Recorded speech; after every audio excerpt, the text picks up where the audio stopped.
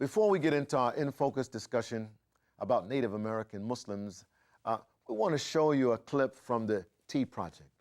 Not the Tea Party that you might be thinking of, but the Tea Project, which stands for Theater, Engagement, and Action.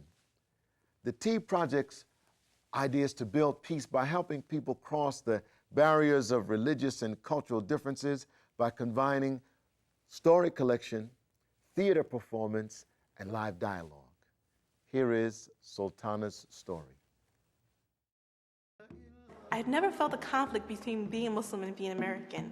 You know, I'm Puerto Rican, so, I'm from this side of the world, and I've always felt like, Puerto Rican, and I've always felt American, and I've always felt Muslim, and I never felt that there was a conflict between those. I had a dream. In this dream, I spoke. We spoke to each other. Consistent images blasted of how we are these suppressed women who seem to have no say in the world. Women in these black veils, uneducated and married off by the time that they're 12, having no life. While this may be true for some, this is not every Muslim woman's story. I had an interesting story with buying the hijab. I was looking for it along Jamaica Avenue, and I actually ran across this woman who had one on, and she was selling hats at the stand. And I said, I need to pick up a hijab. Where could I find one? And she says, there's this fabric store, maybe about 2 blocks down where you can get some nice ones. And I was like, really? So they can cut the cloth for you? I said, really? I was like, okay. And I was like, could you possibly show me how to put it on? She says, of course. I said, okay, so I'll be right back. So I went, I got the hijabs, I got the scarves, had them cut it and everything. Went back over to her. She folded in the triangle piece and she started to wrap it around me. And I could just see like the look of joy on her face. Like it seemed like she got so much pleasure out of putting it on me and showing me how to put it on and wrap it. And I was like, wow. And I started to realize, okay, I'm starting to get a sense of what we're doing, why we're doing it. And it was just such an experience. I don't wear the headscarf for any man. I wear the headscarf for God. My connection to my Lord is intimately tied with the way that I dress, with the way that I interact with people, with the way that I make my money, with the food that I eat, with the way I treat my family. Those are all interconnected parts of my faith and my connection to God. And I don't need a man to tell me that. I have my own mind, and it's a choice.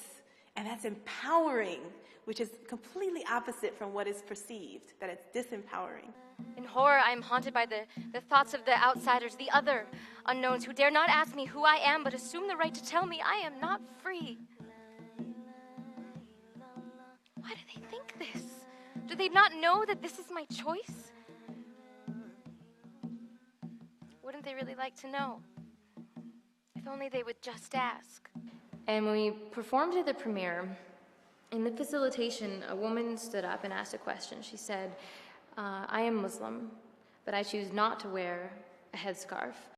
I, as that Muslim feminist woman, felt really excluded by the dialogue that the 2 Muslim women in the headscarf have. The 2 of you are both wearing headscarf, and you left no room for me.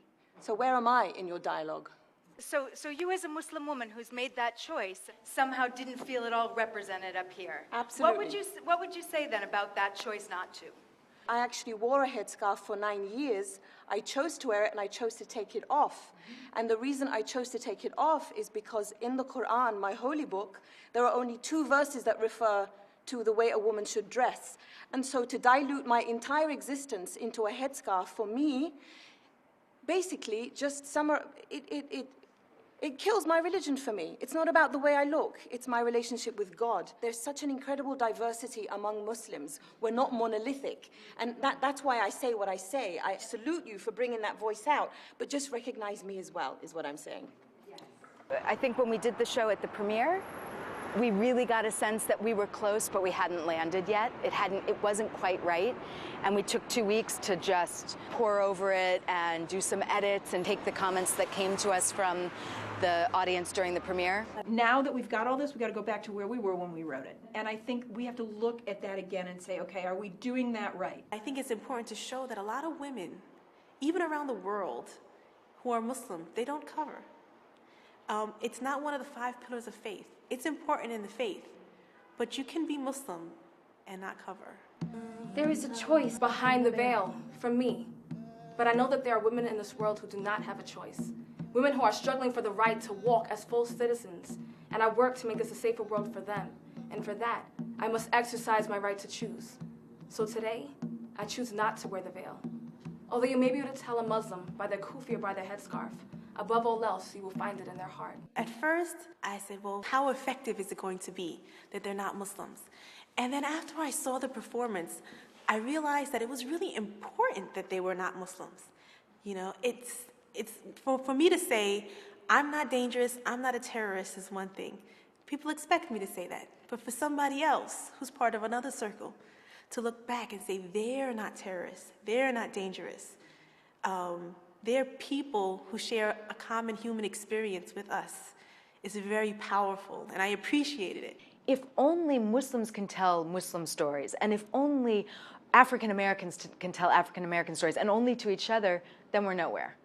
So the idea really was to say, it's okay to cross conversations, to listen to each other, and if you're really listening with humility and honesty, that's how you breed peace. After 9/11, a lot of women decided that maybe I should tie it in the back so it doesn't look Muslim, or, you know, improvise or take it off maybe. I wanted to say, look, I have a right to wear this headscarf. You know, I really have a right to wear this in this country. I'm American and I'm a Muslim and I practice my faith. And there's nothing harming anybody about my headscarf, you know, and I'm going to wear it in your face.